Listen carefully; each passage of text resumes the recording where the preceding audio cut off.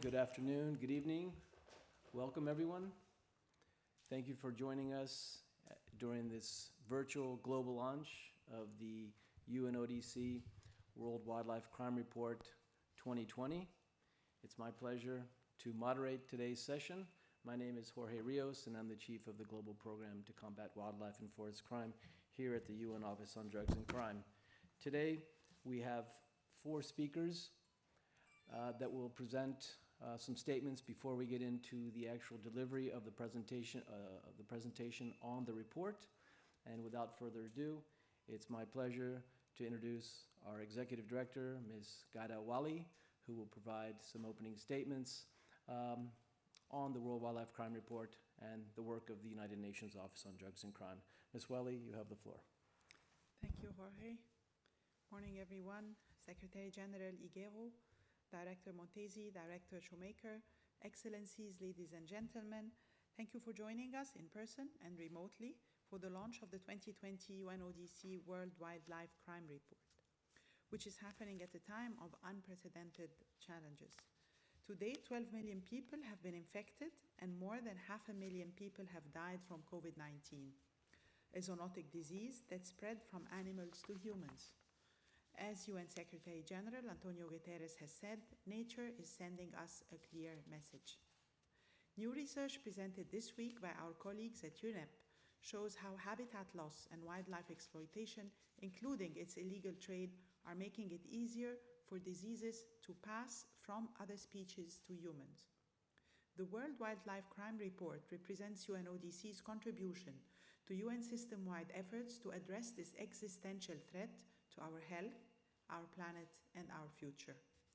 From elephants and rhinos to pangolins, glass eels, and rosewood, organized crime groups are sabotaging planet for profit through the poaching, trafficking, and illicit sale of wildlife, forest products, and marine resources. Nearly 6,000 different species of fauna and flora have been seized between 1999 and 2018. No single species accounts for more than 5% of these seizure incidents. Nearly every country in the world plays a role in the illicit wildlife trade. The report estimates the annual illicit income at retail level generated by the ivory trade at $400 million. The income generated by rhino horn is estimated at $230 million. Transnational organized crime networks are reaping the profits of wildlife crime, but it is the poor who are paying the price. Wildlife crime sets in motion a vicious circle, jeopardizing our health, security, and development. Organized crime groups often take an advantage of the poverty and adverse social conditions affecting communities living near wildlife. Lacking legitimate income-generating opportunities, they are vulnerable to the temptation to poach.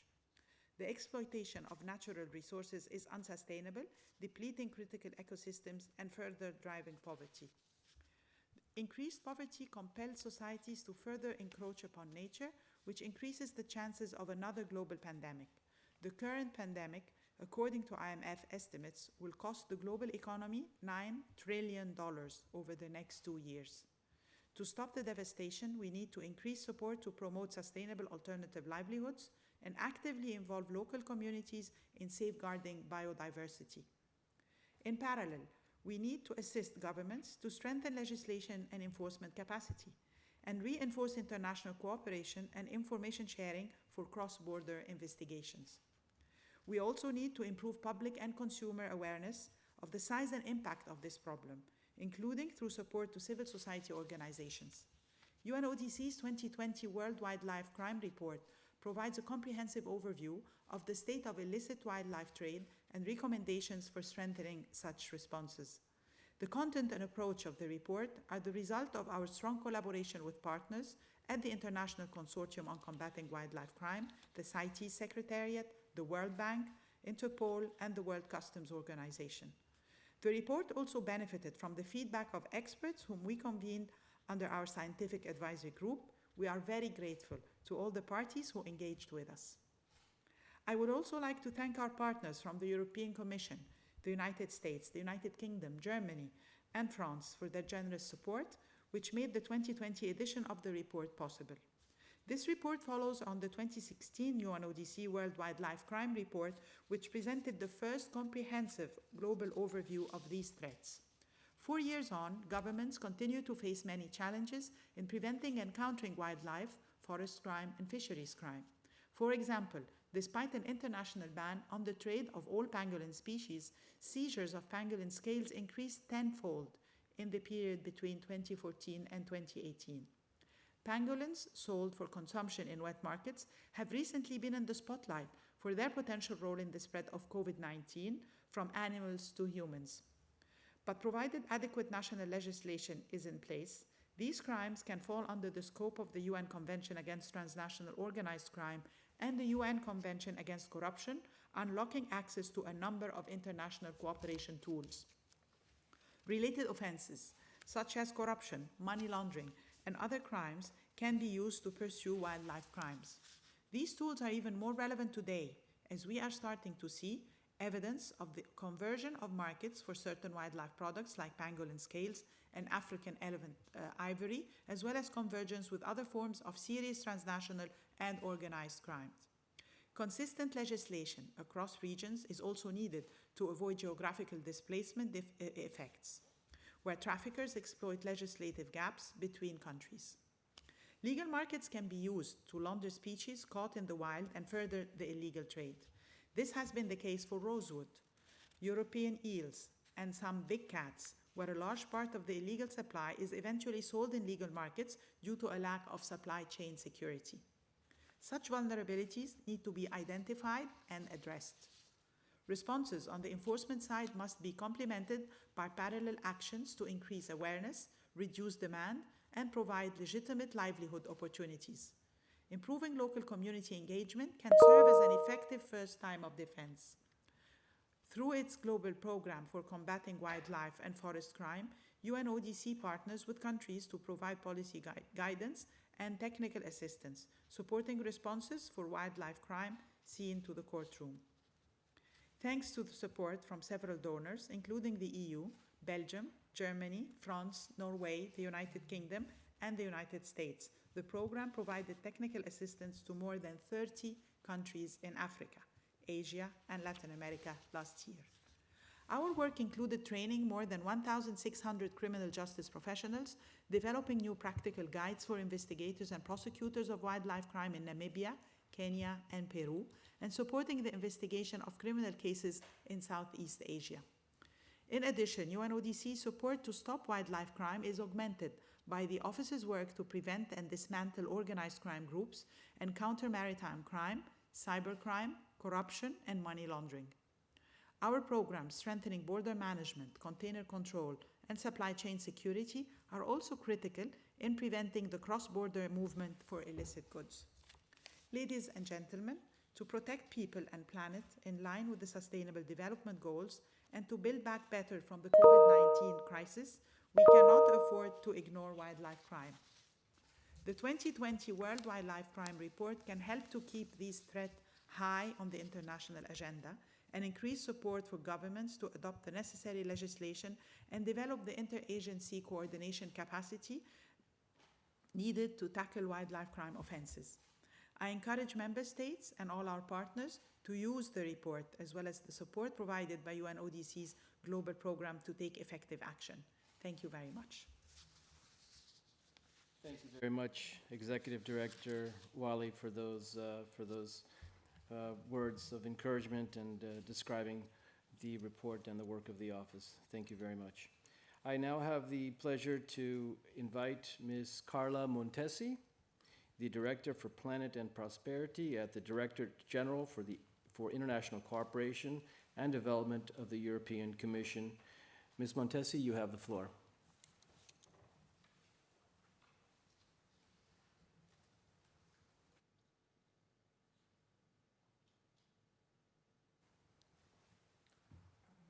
Good morning.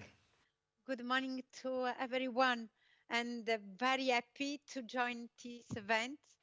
Let me start by congratulating you for this excellent and comprehensive report. It's very useful to see the emerging trends, the adaptability of the criminal networks, and also the progress or the deterioration of the international action. Really welcome also to the progress on awareness and the results on specific regions, species, and the trends.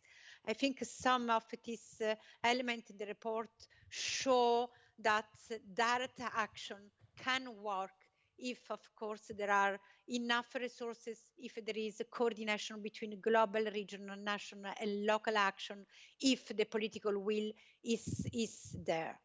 Of course, I am struck by the increase in over volumes and the complexity of operation and the rise of digital crime. And as you know, digital is now a big priority of the European Union Commission. So this can help. As you know, the European Union has launched last November the Green Deal. The Green Deal communication is about the new growth model focused on sustainability. A key element of this Green Deal package is, of course, all our initiative on biodiversity, but Astrid will intervene on this, so I will not say anything more. Let me say that, as was already mentioned in the introduction, the COVID pandemic have learned to all of us how important it is to address the root causes of the pandemic, also through action on wildlife mismanagement, illegal and sustainable trade, and in safe use and the consumption.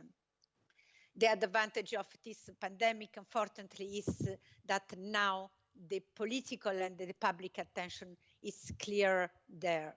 So our Green Deal combined with this green recovery to COVID, with our answer to the COVID pandemic, offer clearly a new window for action. We mentioned the just transition, and of course, just transition towards more long-term sustainable growth model can be a solid justification for stepping up action on the fight against wildlife and the forest crime. Of course, all this will be very, very important. This report can help us to demonstrate the relevance of acting on environment crime. And the challenge is huge, but of course, we know that there are many ways of acting, from rule of law and the corruption to ecosystem and the wildlife conservation, from developing the wildlife economy and the ecotourism to engaging local communities in the management of natural resources and the efforts to protect wildlife and stem out illegal, unsustainable, and unsafe trade and the consumption. With our external partnership and the cooperation, we have already worked a lot on this. We hope to continue to work on this in the future. And once again, your report will help us to demonstrate how important it is to work on this domain. Now, one big challenge that we will have to make this work is really to put also the spotlight, as this report is doing, on the cost of biodiversity loss and the trafficking, and on the local relevance and on the multiple benefit of a fight against wildlife and the forest crime. If we succeed to really highlight and spotlight the economic benefit of all this, we will have other key elements to convince governments to take very seriously the work on this domain. So once again, congratulations for this report, and surely we take this report, the key elements on this report with us when we look to the future, our external cooperation, where the key priorities is clearly on the Green Deal, on the biodiversity, and so all these key elements will be a clear priority with us in our future EU external cooperation. Many thanks. Congratulations once again. Over to you.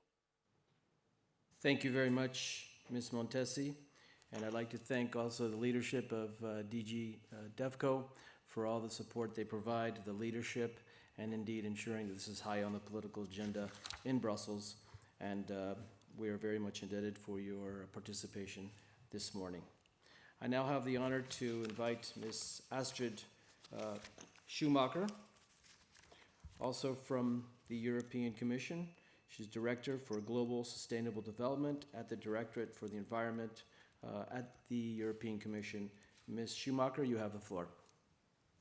Thank you very much, Jorge, and good morning to all of you from a different living room in Brussels, but still the European Commission, the Environment Department. Let me join also Carla in really warmly congratulating UNODC on this report. It's comprehensive, it's thorough, and more than anything, it's readable, and that's not always the case, as we know, for international documents, and that's really an achievement. So congratulations for that. Like Carla, I want to highlight that what we like specifically in this report is how it compares recent developments with those described in the first edition, and in a way teases out the trends, and by doing so enables us as policymakers, if you want, to also see the success or lack thereof of our initiatives, and sort of makes it easier for us to see how we should find the right priorities for the future. We also like specifically and want to acknowledge that you look beyond the iconic species that we easily focus on and look at this broader range of animal and plant species which are subject to criminal activities and which we must not forget against the background of the more charismatic ones we talk about. And the report demonstrates more than anything, and that's a super useful message at this point in time, the importance of multilateral cooperation in the environment field, but certainly if we want to be effective to fight crime. And it says very clearly, and Carla has also just outlined that, how important it is that we take demand-side measures, certainly, that we work on enforcement, certainly, but none of that will get us anywhere if you do not work hand in hand with the colleagues working on international cooperation, if you don't engage local communities, if we do not tackle corruption, etc. So these messages come out very clearly, and that's very helpful. Now, the EU response to that, as Carla has said, is framed by the European Green Deal. And what is so great about it, speaking as somebody working on the environment, it is that the European Green Deal elevates the protection of nature and of biodiversity to a major policy priority of the European Union. And in order to make that more concrete, how we want to protect biodiversity in particular, we came out with a biodiversity strategy last month to 2030, which aims, of course, at protecting and restoring nature, at enabling the transition to a different economy that treats nature differently. And what is important in that is that it really aims to tackle the drivers of biodiversity loss, be it unsustainable land and sea use, be it pollution, be it the overexploitation of natural resources. And of course, all of that is just being aggravated, and added to that already excessive overall burden comes wildlife crime. And that is why the biodiversity strategy also has something to say about wildlife crime. And in fact, it says various things. And first, I quote, it says very clearly that it is a human, economic, and environmental duty to dismantle illegal wildlife trade. And there are more or less, well, the different avenues that we want to take, and I want to highlight a few of them. One is about applying all the tools that we have of our European and international policy and security cooperation. There is a special work strand on timber. I will say something very briefly. And there's, of course, the Wildlife Action Plan, which we have committed already to revise. I'll come back to that. So very briefly on how we use the international tools. And because the executive director mentioned the case of European eels, they're actually a very good example in it for this. Here, the European Commission facilitates cooperation between those fighting against international wildlife crime, in particular through the EU Wildlife Trade Enforcement Group, which is part of the broader wildlife enforcement networks operating across the globe. And what is so important here is that the European member state authorities work together with UNODC, with the CITES Secretariat, with the World Customs Organization, Interpol and Europol. And it's all of those coming together that makes it effective. And interestingly also, and we have discovered now a new way to to tackle the somewhat fishy business of the European eels, and that is looking at our tools to fight fraud. And that becomes important because we have noticed that the juvenile eels are not only smuggled out of Europe by the millions, but in fact they then come back to us in other shape as products from adult eels, which are illegally re-imported into the European Union. So that confirms the point the wildlife report makes so clearly, that we need to look at all stages of the supply chain if we want to be, and the product cycle, if we want to be effective. The report and the biodiversity strategy both highlight the need to do more against illegal logging, to fight illegal logging. We are, as you know, very active beyond the illegally harvested rosewood, on which the report focuses. We are concerned, of course, with illegal trade in CITES listed wood, but you also know we have a forest law enforcement, governance and trade action plan and the timber regulation that give us a lot of tools to prevent trade in illegally harvested timber. Important here is that a lot of this doesn't come directly to us. It comes to other markets, and that's why it's important that our voluntary partnership agreements also look at how imports to third countries are then channeled to the European Union. It's also important that we have a specific cooperation with China to address these issues. Well, in conclusion, of course, I want to say one word about our own wildlife action plan. The biodiversity strategy says we will revise it, so that's our commitment. We are working on that. You know, we've done an evaluation in 2018. We have seen there some good results of engaging with industry. That's certainly an area on which we need to expand. Again, the report also very helpfully points at the important role of digitalization, of criminal networks being a step ahead of us when it comes to using cyber tools. That's something we want to do more. We've launched, we're funding our project on wildlife cybercrime, covering several member states, and that's certainly an action of focus. And I just want to say on that, that we are launching a public consultation later this year, and I really invite the entire audience here, because you are the experts, to give us input and tell us how we can improve this wildlife action plan. And lastly, because I know somebody will ask, and I have to leave a bit early, may not be there anymore, I do want to say already we also have committed to tighten the rules on ivory trade. So watch this space. We will be coming out with a proposal there later this year. Thank you very much, and congratulations again. Thank you very much, Ms. Schomaker, for those words. And also I'd like to highlight the leadership that DG Environment has taken on the subject, and we look forward that our World Wildlife Crime Report 2020 can indeed inform not only the implementation of the biodiversity strategy, but also moving forward with the Green Deal. Thank you very much to both our colleagues from the European Commission. I now have the honor to give the floor to the Secretary-General of CITES, the Convention on International Trade of Endangered Species of Wild Fauna and Flora, the CITES Convention, and I now have the honor to give the floor to Ms. Ivonne Higuero. Muchas gracias, Jorge. Hello, good morning, everyone. Ms. Ghada, Ms. Montesi, Ms. Schomaker, Ms. Me, Excellencies, colleagues, ladies and gentlemen. I warmly thank the United Nations Office on Drugs and Crime for inviting me to take part in the launch of the 2020 World Wildlife Crime Report. It is indeed a great pleasure to participate in this event along with such an impressive panel of speakers. Our sincere congratulations to UNODC on the launch of this important report. Allow me to take this opportunity to also congratulate Ms. Ghada on her recent appointment as the Executive Director of UNODC.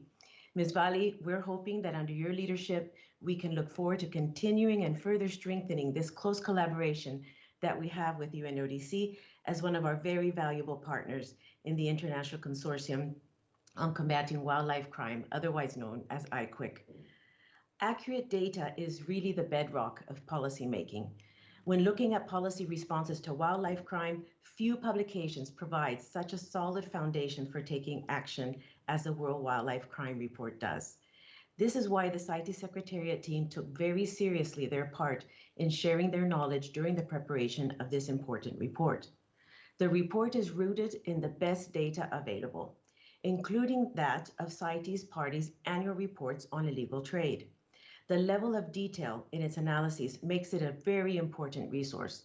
It will inform policy decisions and law enforcement responses to address the serious challenges and threats posed by wildlife crime.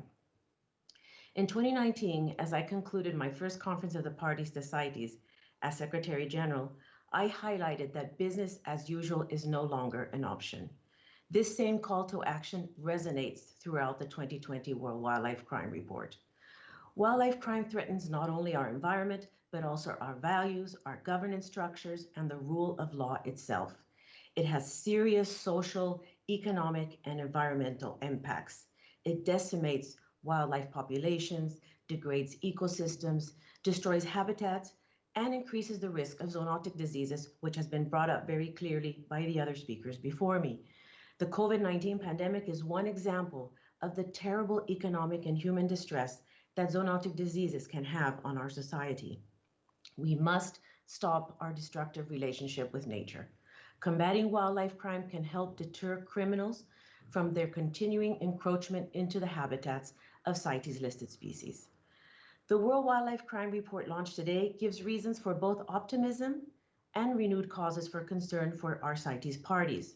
For example, it highlights, as mentioned before, that data shows that both the poaching of elephants and rhinos and the prices for ivory and rhino horn have declined in recent years.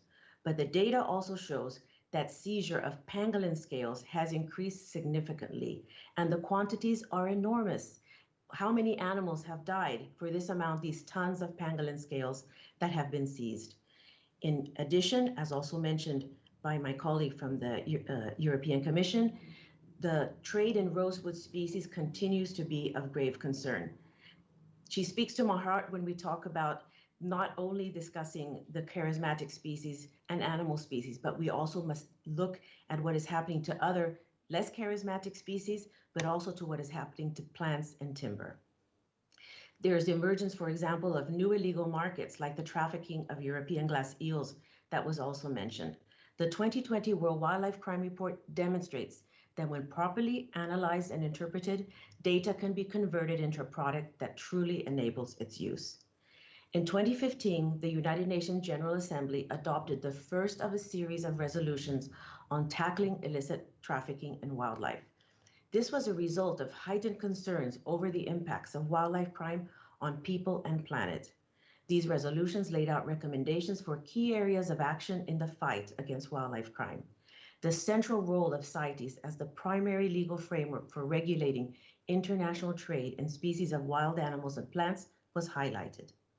The rules set by CITES at an international level to protect wild animals and plants from overexploitation are the very rules that wildlife traffickers seek to circumvent. By working together to bring these criminals to justice and removing their incentive to traffic in endangered species, we are conserving wildlife and biodiversity and serving people and communities everywhere. This is why the CITES Secretariat, through IQWiC, has joined forces with the UNODC, Interpol, the World Bank, and the World Customs Organization. The consortium provides coordinated support at national and regional levels to fight against wildlife crime. I would like to express our gratitude for the significant support that we receive from the European Union and other donors for the IQWiC strategic program. IQWiC's strengths lie in its ability to work as a collective of specialized agencies to support countries in their efforts to respond to wildlife crime, also mentioned by Ms. Schomaker. This collection of specialized agencies is what makes it work. The consortium will use the World Wildlife Crime Report now to assist countries where evidence shows interventions are most needed. The CITES Secretariat is pleased to be working with UNODC towards establishing a CITES illegal trade database. With funding secured under the IQWiC strategic program, we aim to set up a sustainable solution for the high quality management of CITES annual illegal trade data. And such a platform will no doubt assist in making sure that illegal trade data can become an accessible and powerful tool in the fight against wildlife crime. Excellencies, ladies and gentlemen, there are enormous challenges at these times, but we are making progress in combating wildlife crime. However, the fight is not yet won, but through persistence, cooperation, and coordination, and informed by tools such as the World Wildlife Crime Report, we can work towards an end to wildlife crime. I congratulate again UNODC for developing and producing such an excellent report. an extremely valuable resource for countries around the world to draw upon. Thank you very much. Thank you very much, Secretary-General Higuero, for your comments. And I'd also like to take the opportunity to thank CITES for their leadership within the consortium and also for ensuring that the multilateral environmental agreements, of which CITES is part, are used to address wildlife crime in all its forms. Ladies and gentlemen, colleagues, now we're going to have a short video to demonstrate a little bit of the situation that we all face, and that'll be followed by the formal presentation of the report by Dr. Angela May. The video, please.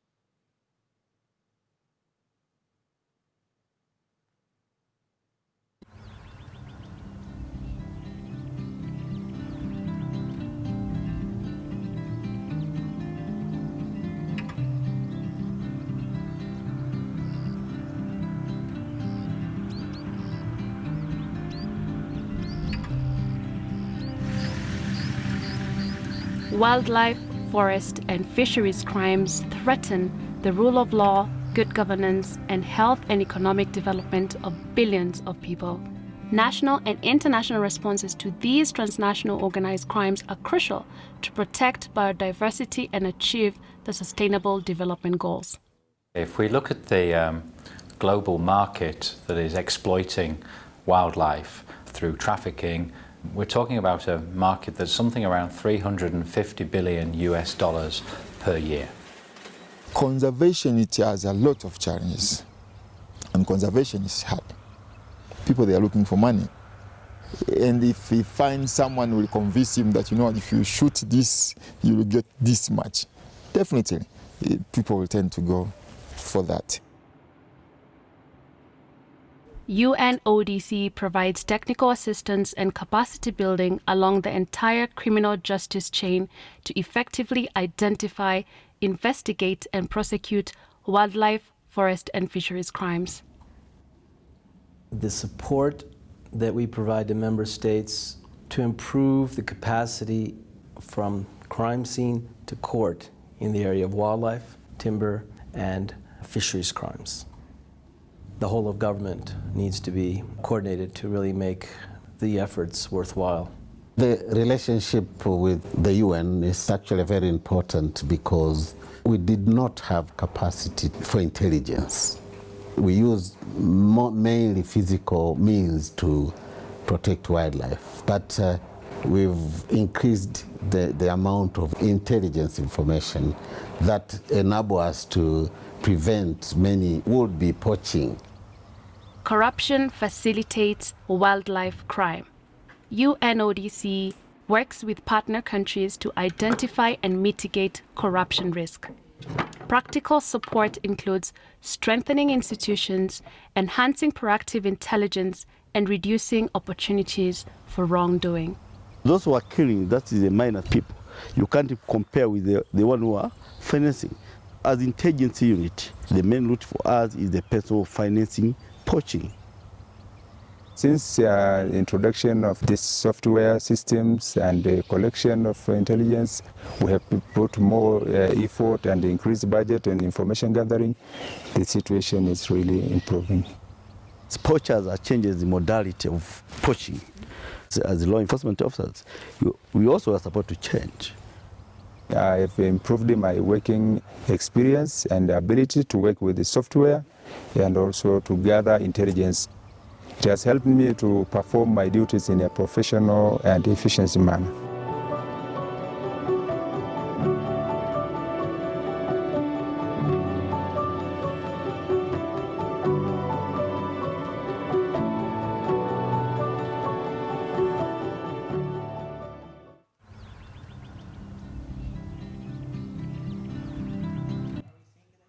No. Thank you. I hope everyone enjoyed the video and understands some of the intricacies of working. I'd like to thank the Kenya Wildlife Service for their support in making the video along with us, and obviously our donors. Now we're going to go into the presentation of the report, and for this I have the great pleasure to introduce my colleague, Ms. Angela May, Dr. Angela May, the Chief of Research and the Trend Analysis Branch at the UN Office on Drugs and Crime, who will present the major findings of the World Wildlife Crime Report 2020. Angela, you have the floor. Thank you. Thank you, Jorge, and good morning and good afternoon or good evening to everyone. I will start by describing what the report, the methodology of the report, possibly. And just as Ms. Waly, okay, yes, thank you. Ms. Waly has mentioned earlier, the backbone of the report is our database on seizure, the WorldWise. And you see here on the left the number of seizure that is included by year in the database. As you all know, the seizure database alone cannot tell us the whole story about the trafficking, because it's an indicator of both flow, supply of illegal trade, but is also an indicator of enforcement. And so to develop the picture of the different markets that you see in the report, we triangulated this information with fieldwork that we have done mainly in source countries, but also transit countries, and also looking at other indicators like demand and prices. And I'll show you later also how, when we triangulate this information, we really have an idea on how the market is going. And here on the right, you see the changes that we can see through the seizure lens, the change in terms of the species that are most trafficked. And as you see on the top, between 2009 and 2013, rosewood and elephants were the major species that were trafficked, again, according to the seizure. You see the change more recently, and so you see the change in the period 2014 and 2018.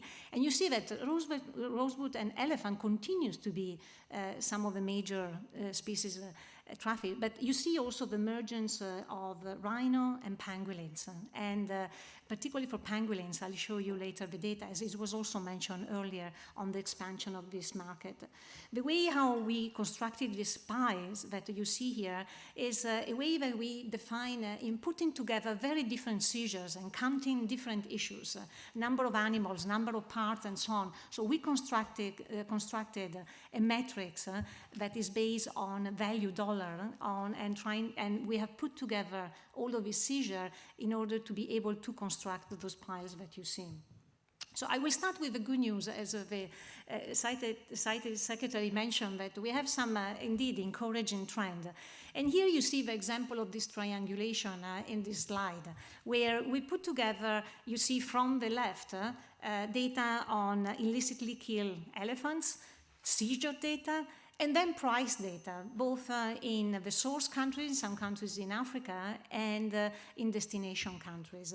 And you see clearly all those trends that you see there are decreasing. And so clearly, this is an indication, a clear indication that definitely the market of ivory is shrinking globally.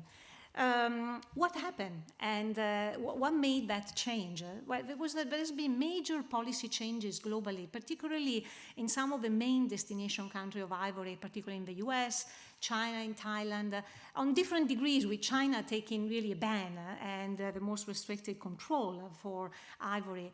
And so this may have been the trigger for this definitive change. With the caveat that I just wanted to say that the new data for 2019, particularly the seizure data in 2019, shows a big increase again. So is it because poaching has resumed? Because we are talking about stockpiles entering the market, a market where traffickers see a very low price, very low demand, and so getting rid of what is left for anticipating losses. So that is, in a way, something that we need to continue monitor and see if this change, this decreased change that may have started, depending on what indicators we see, may have started around 2011 or 2013 or 2015, but it's definitely a decrease. So this needs to continue to be monitored. Here is the situation of the rhino horns. And you see here similar trend, but not as striking and clear as decrease everywhere as the ivory. And you see again on the left indicators of poaching that clearly decreasing. But you see the seizure are actually still increasing, and the price at the source is not clear, even if a fieldwork, qualitative assessment in fieldwork confirm that actually the prices are going down. But you see also in the destination market the price going down. So again, a clear, maybe not striking clear as the ivory, that probably the market is again also shrinking. And how to explain the increase in seizure? It could be an increase in enforcement, so it could be an indication that law enforcement are really targeting more rhino horns. It could also be an increase in flow. In that case, it could be an increase based, again, on stockpile, because similar to ivory, the price is going down, and so trafficker wanted to get rid and to make a profit and not waiting for the price going further down. So clearly the pangolin market is not as an encouraging trend as the previous two. And here you see mapped from the left the seizure, the global seizure, and you see clearly the exchange. The CITES secretary was saying how many animals, and we know that, for example, just for between 2014 and 18, only seized there were 370,000 pangolins. And these are only the pangolins that have been identified by law enforcement. We don't know how many pangolins are there. We don't know how many pangolins have been killed. And so it's hard to, as we do for ivory, as we had for ivory and rhino horn, to assess whether the overall number that of poaching is increasing and decreasing. But the seizure, this clear striking trend is clearly an indication of an expanding market. And what you see on the right is a story of a transformation of the pangolin market over years, both in terms of parts and demand for the trafficking of pangolin that move from really, as you can see there, from bodies to scales. And because the early years, pangolin were mostly also used for the meat, while as you see over the years, the majority of the trafficking now is based on scales, and also with shipments that over the year have become much larger.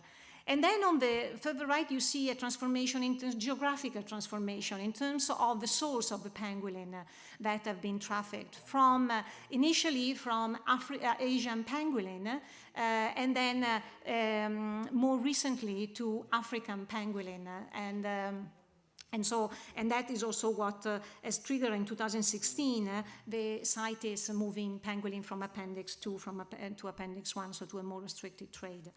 Then, as it has been mentioned earlier, the two markets that we explore on rosewood and European eels are examples of trafficking that feed very large illicit market.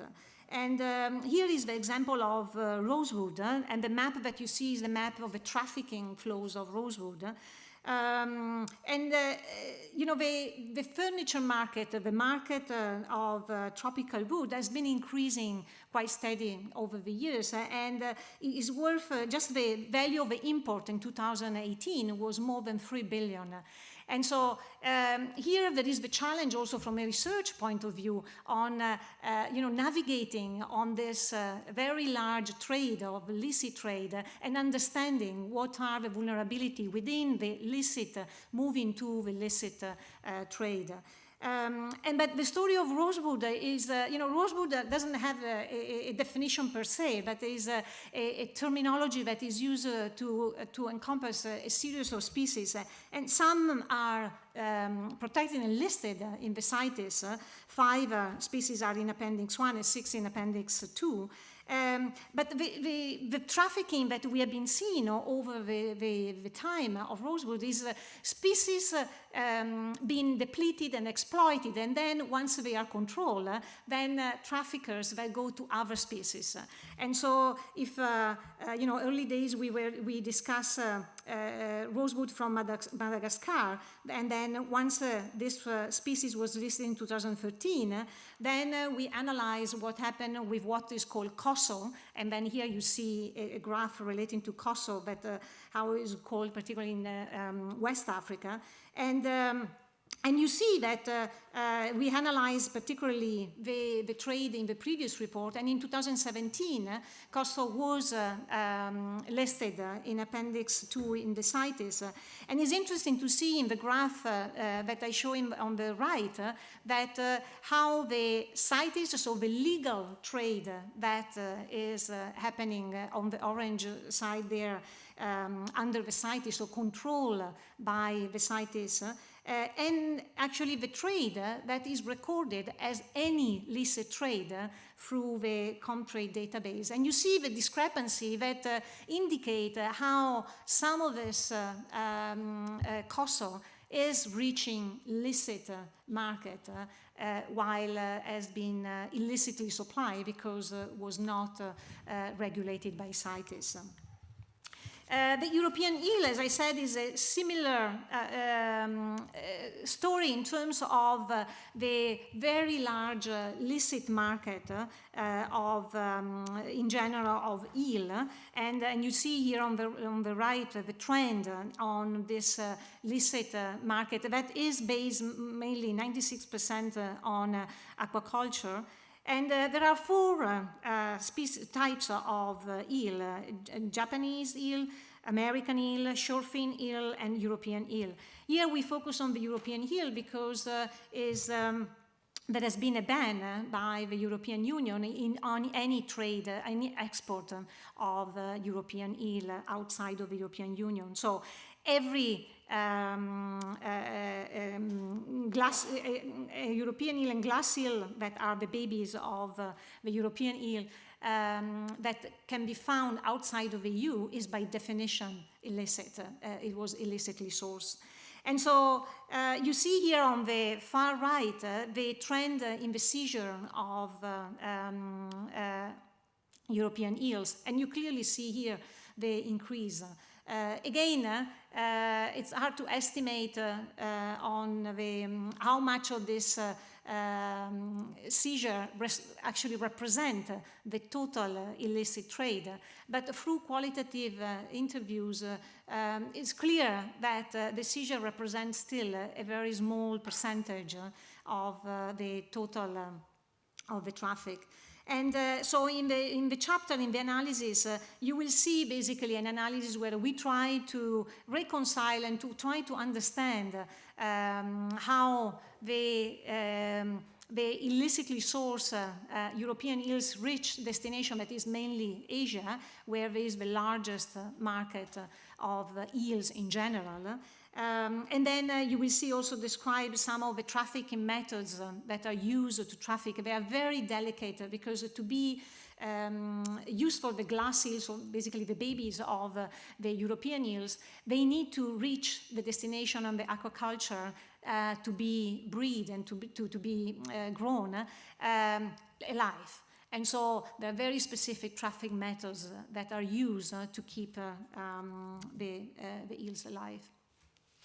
Then we have an analysis of the live reptiles. So we analyze in the report basically reptiles used as pet, and so that's why that they are traded again, like the eels before alive. And then so very specific trafficking methods are needed in order to maintain the security of reptiles. Here the story here is just a couple of graphs to show the which one are the listed reptile species that have been seized, that have been controlled under CITES, the top 10, just to have an idea on what are the ones that emerge in the illicit trade. And here is the source, the typical source, again reported in seizure. So just to understand what are the countries that are most affected on the loss of this live reptile. Here is the story of an illicit trade that is increasingly happen using online platform and also with very sophisticated methods of when law enforcement, we have seen examples of law enforcement taking down some of the platforms where these reptiles were traded and people creating new platform and then moving to to other ways still online to trade the reptiles. Then we also have an analysis of big cats, and what you see here is just a snapshot of what we have there in terms of looking at the captive tigers and the wild tigers, and you see on the right the seizure. And even if in terms of number of tigers, we are still talking about a few hundreds of tigers, in terms of looking at the seizure, it's important also to understand that the number of tigers still in the world is also very limited. And so the seizure per se still represents a significant percentage of what is left. And again, this is only the seizure, let alone the big iceberg behind that we don't see. And here, again, is probably the story more relating to captive breeding facilities that we highlight in the report and how these are exploited by criminals and traders. And while many are legitimate and are maintaining good faith, there has been also evidence that these facilities have been used for illicitly supply exotic pets and other products and also material for traditional medicine. So overall, also, the report describes what we see continuously that's not new to wildlife trafficking. It's something that we see in all the illicit trafficking of other commodities, being drugs, for example. And we see, again, story of displacement in different ways, geographical. So, for example, we see Vietnam emerging as a destination of seizures of ivory and rhino horn. We see also Nigeria emerging as a source and transit of ivory, rosewood, and pangolin scales. But also in terms of species. And then I mentioned earlier the story of rosewood on how, when one species is put under stricter control or when there is a higher priority for law enforcement to look at one species, the trade, the illicit trade goes to other species. And I mentioned earlier what happened for the Madagascar, then the species of Kosovo in West Africa. And we see now actually emerging what is called mukula or other species in Central Africa. that because they resemble the rosewood, that they become again subject to again huge exploitation of this type of trees. But we also see displacement in terms of other species like emerging leopard, jaguar, and lion bones traded as a substitute to tiger bones. And also, as was mentioned earlier by Ms. Waly, that we see ivory traffickers moving to pangolin, or having both. And again, a sign that probably as the ivory market is shrinking, that traffickers are going to an expanding market of the pangolin. Here is just a snapshot of what we have been in this report trying to make, is to really look at the supply chain and also understand how big are the profit that traffickers make out of the trafficking. And here is, again, is a snapshot of an example. You see, for example, an example for European eels. Glass eels, and you know, just for 1 kilo of glass eels, for the importers pay 1,500 euros. Then when it ends up in Asia and ends up as being bought as eel fillet, you know, that 1 kilo, considering also the loss that there could be in the transit, then that is translating into 9,000 euros. So that's but the most striking, probably, example of how the chain of the value increase is on the ivory, is the graph on the middle. And you see from, you know, that where basically poacher really the benefit relatively very, very little. As compared to where the big money is made, and that it is at retail. And again, not new to wildlife. It happens to all the illicit commodities. And then ultimately, and it was mentioned earlier by Ms. Waly, we have estimated the illicit profits.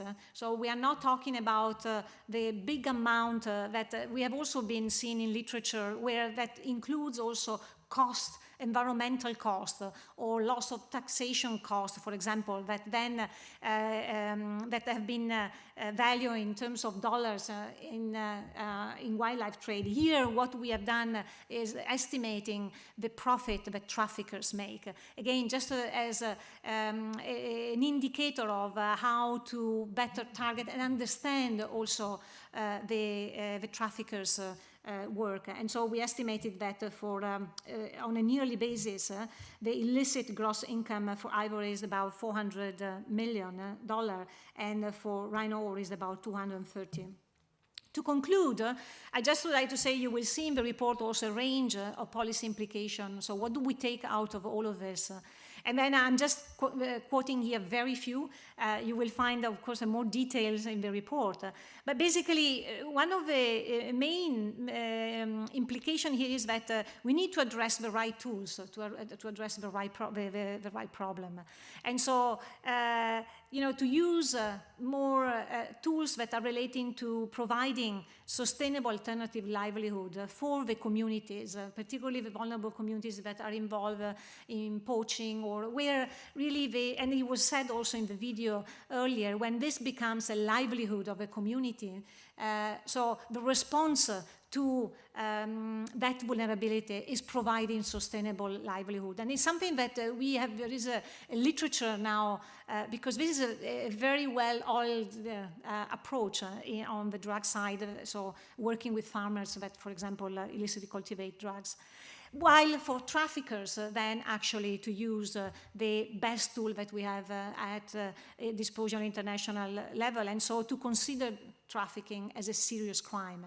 And so, and in that sense, if punishable with more than 4 years of incarceration, then so that it becomes and then trigger the application of the International UN Convention on Transnational Organized Crime with very useful tools for international cooperation, from mutual legal assistance to extradition to exchange of information. So all the tools necessary to improve this international cooperation to stop the trafficking, but also the importance of addressing corruption. We have anecdotal evidence that we have presented in the report show that the corruption can cost between 4 to 10% of the whole profit that traffickers may make. Making the point that clearly this does not benefit only traffickers, but also corrupted officials. And then also going beyond seizures with prosecutions, with sentences, but also crucially addressing demand. As we have shown earlier, what we call the balloon effect, so this displacement effect that we see in all type of illicit trade, can then, so addressing the supply of the trade is beneficial only if there is a parallel in the demand. And we saw for the ivory as an example of how both of the supply and the demand were able to really reduce the market. But also, as it was mentioned also by others, look at the supply chain integrity. I want to finish, Jorge, and I want to ask for your indulgence for just 1 minute to mention the people that made possible the report. And producing such a report is always an incredible effort by many. And so I just wanted to mention, because to give credit, I'm the privilege that are here to present the results, but behind there are really there are people that did a lot of hard work. So first of all, I would like to acknowledge Tina, Ted, and Julie, because they have been part of the core of the report. They have drafted, reviewed, and put together all the information that came from different sources.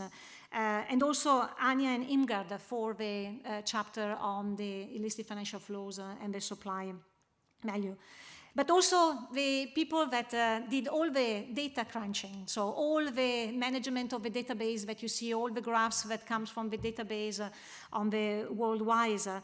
Thanks to Enrico, Diana, Francesca, and to Suzanne for the beautiful graphics that we always have and the colors. But also Jorge, to you and to your program, and to Jenna for the incredible cooperation and support and input to the report. And also to acknowledge, as the CITES Secretary said, on benefiting from all the knowledge of CITES, and I want to acknowledge particularly Ben and Pia for the, again, hard work and generosity. And also, I don't have the time to mention everyone, but you are there, you are the SAC, the Scientific Advisory Group.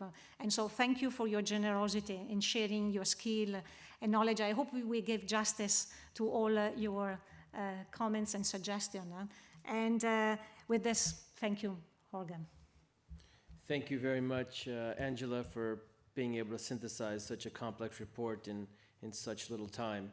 I'm cognizant that we don't have much time for questions, but I feel it's important to have some questions and some replies from some of our colleagues.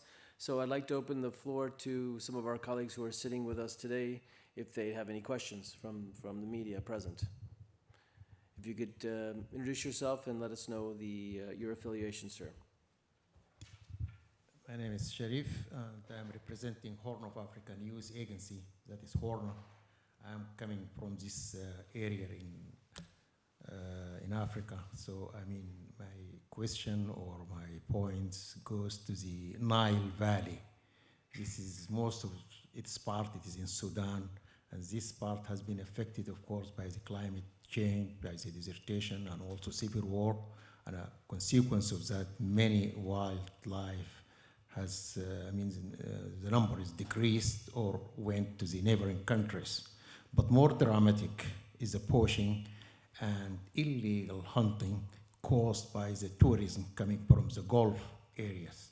So anyhow, my question, of course, I hear here 30 African countries has been assisted. So this assistance, I don't know whether it went also to this part of Africa, if there is technical assistance or training, or training, because I'm living here in this building 2 decades. I never experienced any meeting, dealing with these problems coming from that area. Maybe in the future, I have no idea if this is also the plan or of the UNODC. Thank you very much. Thank you very much, sir. Let me quickly add that clearly the technical assistance program, not only of UNODC, but the program from IQIC is very much open to supporting all member states. So what we need to do is sit down with the countries that you've mentioned, if they're indeed interested, to let us know. And we'd be glad to sit down and discuss with them the wide variety of support that UNODC provides, but also the IQIC consortium. Yeah, we are working with the Horn of Africa. We're also working with the African Union. And we hope that through those mechanisms, and some of the regional commissions as well, that we can reach out to more member states. But as you say, there's countries that are being devastated by poaching, by markets that are continually changing or strengthening, and clearly we can't leave any country behind because nature everywhere is important to all of us. So thank you for that question, and I hope to hear from some of the states that you've identified. Quickly, I'm going to turn to some of the questions we have on through the live feed. Let me just say that the report, this session will be videotaped, and it'll be available on the UNODC YouTube channel. And there you can also access through the code or through the link the report, or you can go to the UNODC website and access the report as well. There's one question we have here which is very interesting. There's a number of interesting questions, but from S. Gardner from Bloomberg, who asks. I don't know, Angela, if you want to take this, or Ivonne. Do you expect wildlife crime to increase in the next few years because of COVID-related economic crisis? I can start with a go, okay. and then yes, if somebody else on the panel wants to jump in. Well, one of the things that we have seen with COVID, and again, it is not only for this type of trafficking, is that, and what we are estimating, looking also what happened with other economic crises, like the 2008 financial crisis, that this kind of economic shocks are very, can really impact particularly the most vulnerable communities. Where there is very little space in a way for livelihood, and so if it's likely that this community will be hit by the economic crisis that we are already experiencing, and so it can be expected that there could be more of this community relying on illicit activities or activities that provide in a way easy livelihood and profit that maybe the illicit market will not be able to do. So it's definitely something that needs to be monitored, particularly, and again, as we said earlier, in providing alternative solutions for livelihood. So that's what I would say. It is definitely an increased risk. Okay, thank you, Angela. I also would like to ask Secretary-General Higuero from CITES if she has something to add to the answer, or in reply to the question. Yes, thank you, Jorge. And indeed, I think in addition, what we have to note is that the enforcement aspect for some of these areas where you have enforcement officers, you have rangers, and often, and one of the biggest concerns we have, and specifically as Dr. May has mentioned, alternative livelihoods, if we think about the tourism benefits that come into these areas that have decreased now because of the fact of COVID, and there is a question mark about when this will pick up again. And often in these developing countries, particularly these very diverse countries where they have national parks and they have wildlife, much of the tourism income goes towards the rangers, ensuring that they have the equipment that they need, etc. Their salaries, of course. And if we see that there's going to be decrease in that, and the governments have not budgeted for that, there is a big concern that these what we call conservation costs would not be covered, and that the enforcement would be decreased. So this is a major worry, and we have to ensure that the investments continue, not only from those governments that are taking care of those national parks, with elephants, with rhinos, but also from the world in general, that we have to invest in nature. And this means ensuring that we can have the enforcement officials well equipped to be able to continue combating wildlife crime. Thank you, Jorge. Thank you very much, Secretary General Higuero, for those for that addition. There's a very interesting question here that has to do with data, because Angela, you described a number of different data sources that we've used, and it's very clear that data is scattered and it's not always of the same quality. Can you tell us what are some main challenges in coming up in obtaining the data that we use for this report? Yes. There are challenges at different stages of the data. So one is at the source. So the capacity of being rangers, being policemen, being law enforcement activity to record the activities. And in many of these countries, the recording still happen on paper, if it happened at all. And so the first challenge is at the source, so to ensure that there are systems where, and also incentives to record events that happen, being a seizure or a poaching event. Then there is the challenge of putting together this information into national system. And here is putting together different information. As I was saying earlier, the seizures are only one element, and alone, they can tell us something, but it's only when we triangulate, when we put the seizure information together with other information, being particularly, for example, the price. There are very, very few, I would say, if none, systematic collection of price data on wildlife, for example. And so the second challenge, again, is to develop a national system where all of these elements are put together.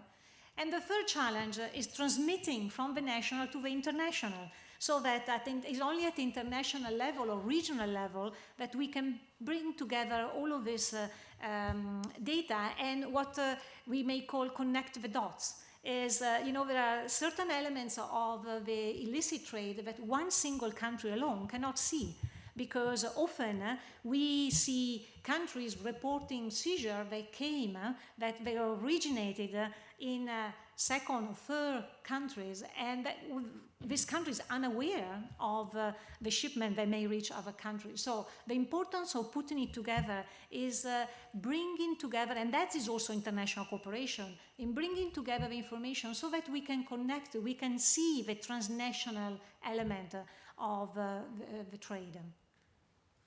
Thank you, Angela. Let me just say that for the reader of the report, what may become obvious if you're looking at a geographic distribution of information is that Latin America is very much missing.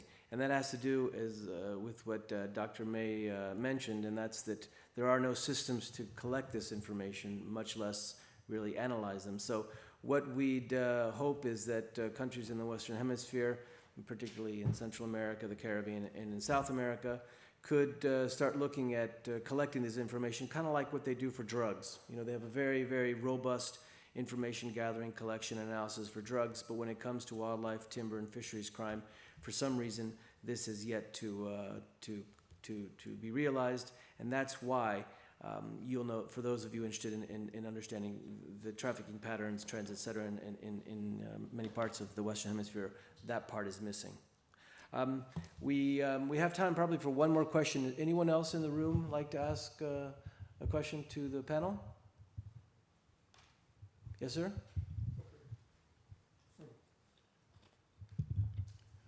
My name is Milan Ilic, and I live in Vienna and write for Delo, the leading Slovenian daily paper.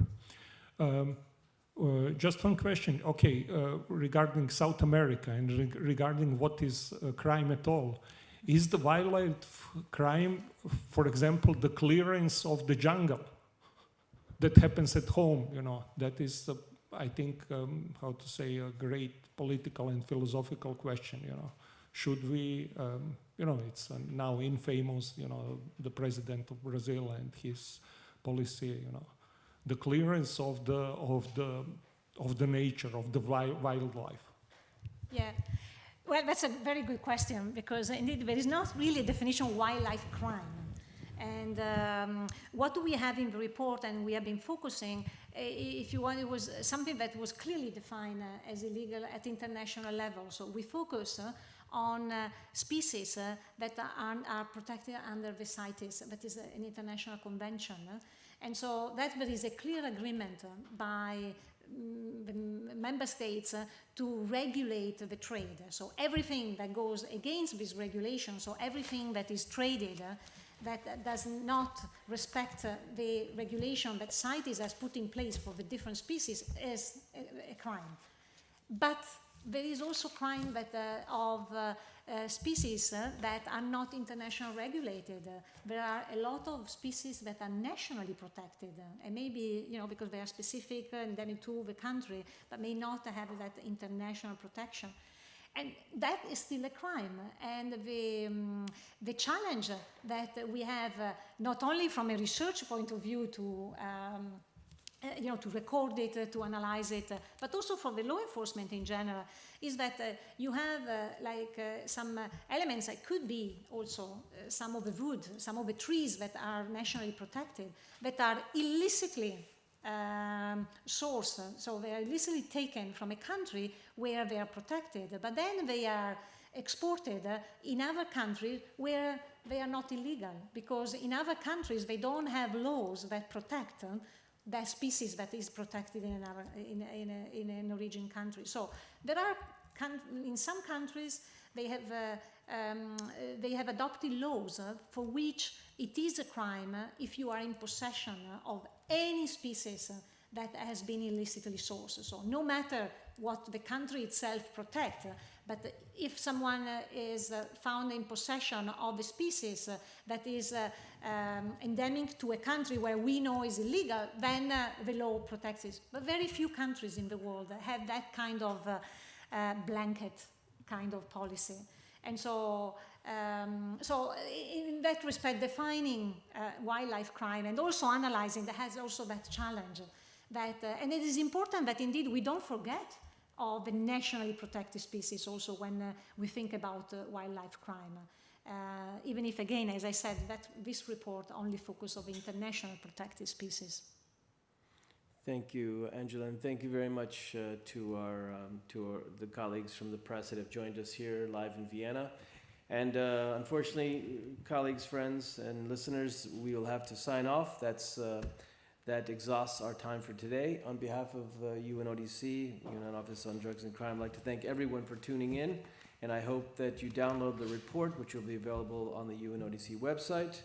And if you have, there was so many questions, but if you really want your questions answered, please submit them through the email, and we'll try to channel them to the correct panelists so that you can get an answer. Thank you very much, and let's all do our part to conserve nature and put these criminal organizations out of business. Thank you very much. Thank you. Thank you very much. Thanks, everyone.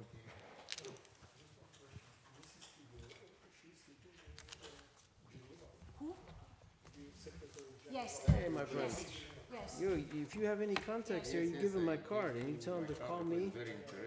You tell them to call me, and we will try to see how we can support. Because if we don't support individually, we have regional trainings, regional seminars, and we'd love to involve Sudan. We'd love to involve a number of the countries that Africa for us is a big focus. We work a lot in some in Central, but mainly in Southern and in Eastern Africa.